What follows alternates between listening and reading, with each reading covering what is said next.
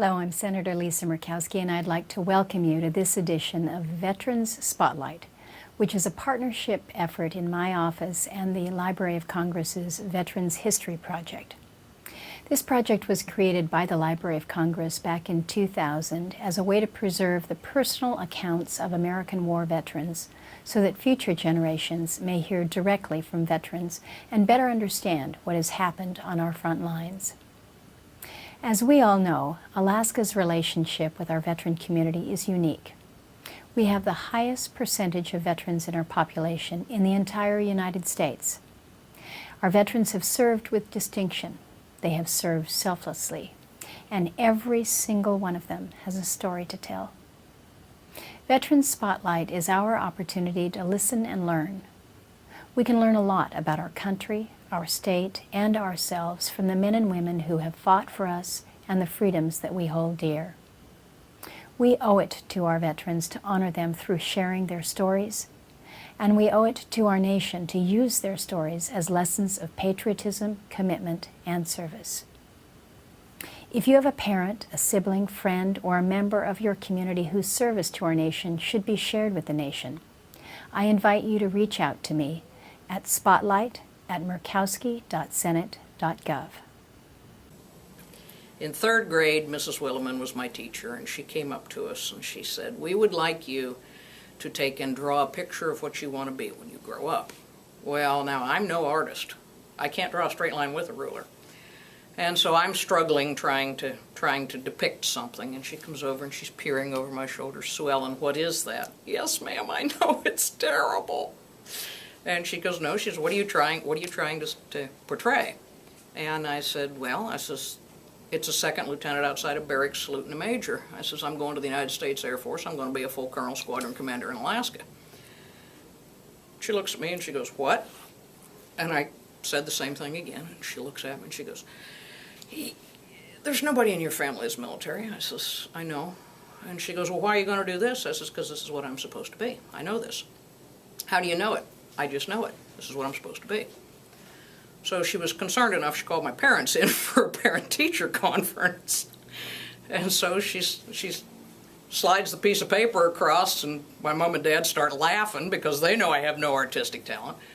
They started laughing. I said, "Yeah, this is what she talks about all the time." My mom says she's going to outgrow it. Well, apparently I didn't outgrow it. And I got to live the dream because I got to be a full colonel squadron commander in Alaska. I don't know, I always went to the post office and picked up recruiting brochures and everything else, and I just decided that the Air Force was what I needed to do. I read military history all the time. My mother said I was going to be warped, so I want you to know I'm warped. When they opened up ROTC to women, and that was in early '71. Actually,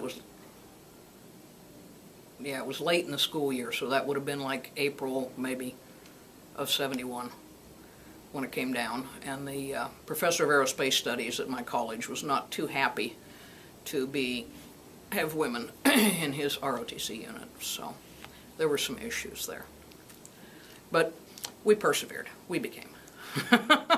My mother being old school, of course, women didn't go to the military. That just was not to be. And so my mother had all kinds of problems with my choice. My father said, "Well, you know, Scooter's going to be what Scooter's going to be. This is all she'd ever talked about, so let her have a crack at it." And I said, "Well," I says, "maybe you'll be lucky. Maybe I'll go up to ROTC summer camp and find out that this isn't for me." But, of course, that didn't happen. I fell in love with it, so it was what it was. But it was a very difficult time. It was a time where a lot of the guys didn't want women. Now my squadron mates at the detachment, they didn't seem to mind, but some of the professors did. I faced an awful lot of prejudice for quite a few years until all of that kind of blew away. People would say things. They would not select me for certain assignments. In fact, I spent 3 years in personnel after I was commissioned. And I had a degree in biology specialization, microbiology. I should have been in the biomedical sciences corps from the very beginning. But there was a Major, Omar Green, who said to me on the phone, as long as I sit in this position as the biomedical sciences utilization officer, you will not be a laboratory officer. And I said, okay, explain something to me, Major. You don't know anything about me except the sound of my voice. You have no picture in front of you. You have no paperwork on me. Why would you make that statement? Because women don't belong in there. And I said, why is that? I says, women are in the health field all the time. Why would you make that statement? You're not going to be in my biomedical sciences corps. And 4 times he blocked my application. Finally, the 5th time it went through. And it was told me that he said, if anyone's that determined, okay. When I became a biomedical sciences officer, there were a lot of women in personnel, but when I became a biomedical sciences corps officer in 1976, I was the 5th female active duty lab officer. There were some in the reserves and some in the, and maybe in the Guard. I don't know about the Guard, but I do know about the reserve. But there were not active duty ones, no. Few and far between. I was the longest serving Air Force Blood Program chief. 6 years, 6+ years. Left there and came to, finally, Alaska. Finally came to Elmendorf. I'd been applying for 20 years, and they always found some reason why they couldn't send me, but they finally did send me. And I truly do believe that that was because I had lost my husband due to heart trouble. And I really think they felt sorry for me at that point in time, so they helped me out. They figured that could help me heal. I arrived in the middle of the night when I came up to see about what the lab looked like and where I might live and all the rest of that stuff. I took a permissive TDY up, and I landed in the middle of the night. I waited till 6:30 in the morning when I knew my friend would be up, and called him up and says, "Hi, I'm here." And talk about good timing. It was Iditarod Saturday. And I said, "I'm here." And he goes, "Okay." He says, "I'll be down to pick you up." And he says, "What terminal are you in?" I told him, "Okay, fine." So he comes down and I'm standing there going, and he pulls up and he honks the horn and he says, "Hey, Suellyn, get over here." And he's laughing. What's he laughing at, you know? So I get in the car and he says, "Well," he says, "I'm going to tell you something." And I says, "What's that?" And he says, "I've seen Alaska grab people fast, I've seen Alaska grab people hard, but I never saw her grab anybody that hard that fast." He says, "This is where you're going to be for the rest of your life." And I says, "God willing, you're absolutely right." And then retired on the 1st of August, 2003. In the world's most beautiful retirement ceremony at Bolling Air Force Base. And I was piped out of the service by a friend of mine who's a bagpiper. So I was over at the VFW. I've been active in the VFW post, and so I was over there, and there's a flyer up on a bulletin board, and it says, "Prime Rib Dinner to benefit the Alaska Veterans Memorial Museum." And it's got an Eagle River address down there. So I'm looking at it, and I said to the guys, I said, "Hey," I says, we don't have a veterans museum here in Eagle River." "Oh no, it's just a bunch of people who want to have a museum." And what's that supposed to mean?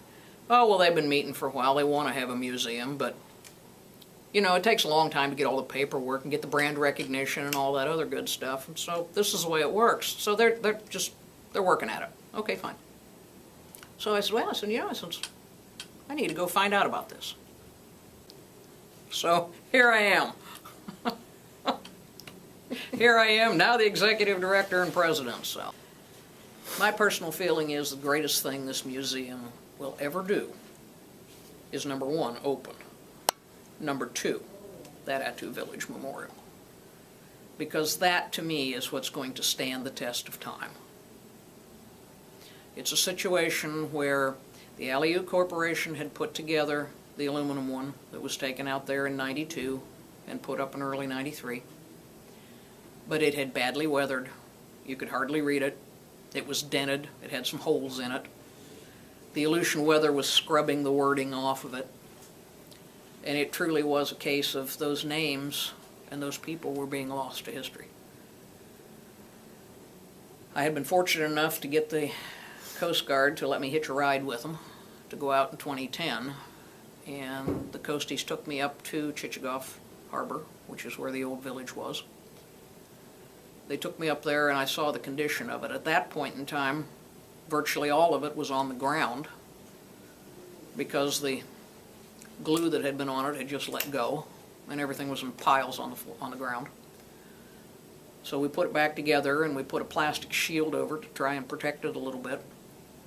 But we knew that wasn't going to last either because that was getting badly scoured, or would get badly scoured. And so that's where the idea came from, to actually make something permanent out there. Few people know that the Aleutians were actually invaded and occupied during World War II. And we get that question a lot down here. Well, geez, I didn't know that. And I said, that's one of history's forgotten tales. Because most historians consider it a sidelight to Midway. And so they just kind of brush over it. But those 42 Aleuts and the one white school teacher were actually detainees of the Japanese.